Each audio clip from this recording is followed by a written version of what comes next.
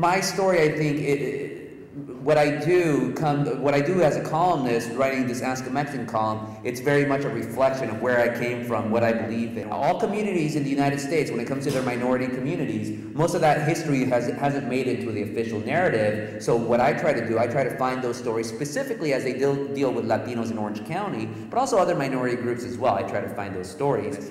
So a little bit about myself then before I talk about the column, about this Ask a Mexican column that I do. I am the child of Mexican immigrants. Both of my parents are from the state of Zacatecas. As my mom, she came here, legally, the right way if you want to call that, because my grandmother, she was born in Arizona in 1915 on account of her parents fleeing the Mexican Revolution. My dad, on the other hand, he came in the trunk of a Chevy in 1969, along with 2 other men. And other times that he came to this country, before he became a citizen thanks to the amnesty, he hopped a fence, he cut a hole through a fence, he walked across the desert, he crawled through a sewer for about an hour and a half, he once borrowed his uncle's identity to come into this country, and the United States charged him with identity theft. But I don't think it's identity theft when you ask somebody, hey, can I borrow your identity, and they give it to you. But what does the government know, right?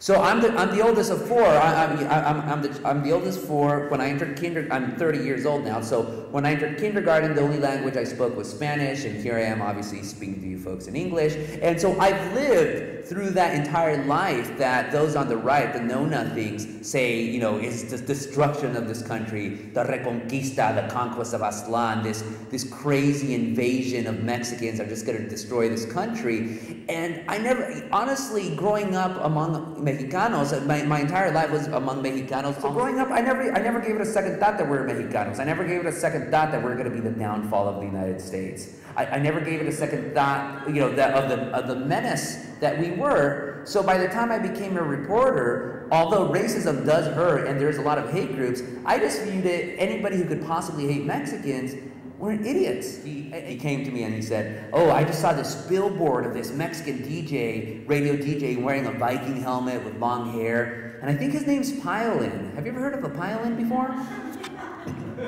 I think most of you know he was referring to El Piolín. And for those of you who have never heard of El Piolín is the most listened to DJ in the United States. He has a much bigger audience than even Rush Limbaugh. You'll hear in the news, oh, Rush Limbaugh is the most listened to DJ in the United States. No, it's El Piolín. And El Piolín, he's from Jalisco originally, but when he came to the United States, he first ended up in Orange County. So I told my editor at the time, his name's Will, I said, Will, you're pretty stupid for not knowing, for first of all, mispronouncing Piolin's name, secondly, for not knowing who El Piolín is. Not because you're a white man and white folks are supposed to know everything about Mexicans. No, but you are supposed to know who El Piolín is because you're the editor of a big newspaper here in Orange County, and you don't even know the own community that you cover. Now, Will could have been, he could have easily gotten mad at me, he could have fired me, he could have yelled at me, or the cheap joke, of course, he could have deported me, but that didn't happen. And then at first, I said no, just because I didn't think it was that good of an idea. As a reporter, you want to write great stories. I'm like, that could be funny, but it's not really something that I want to do. But he kept insisting, and so finally I said, okay, fine, we're only going to do it 1 week. It's only supposed to be a joke. So I went back to my desk, and I tried to think of the stupidest question I could imagine. Like, I thought, okay, if I were to be a truly stupid, ignorant person who knows nothing about Mexicans but wants to learn, what's going to be a question that I would ask? So I asked it, and it was that, why do Mexicans call white people gringos? So then my response was that Mexicans don't call gringos gringos, only gringos call gringos gringos, and Mexicans actually call gringos gabachos.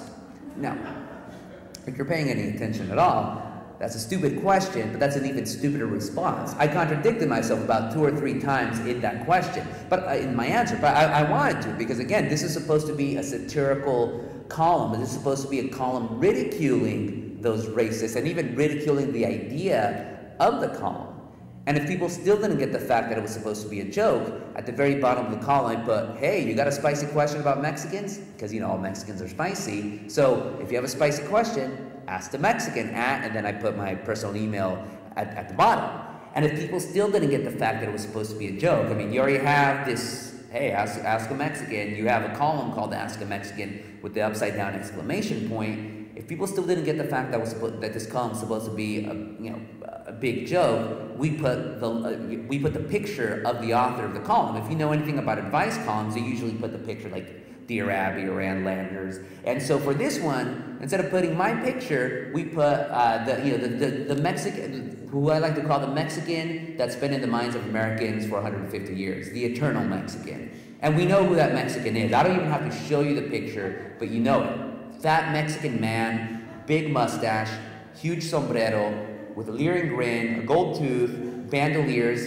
It's a bandito. It's a bandito caricature. It's a bandito stereotype. It's not something that I made up, but it's something that, again, has been in the American language for about 150 years. And so we put that as a picture because we figured if there was going to be an advice columnist, if people really thought there was an advice columnist about Mexicans, these people who would even read that column, they would honestly think that's the Mexican that wrote it. That this would be how any Mexican who would do this column, that's how they look.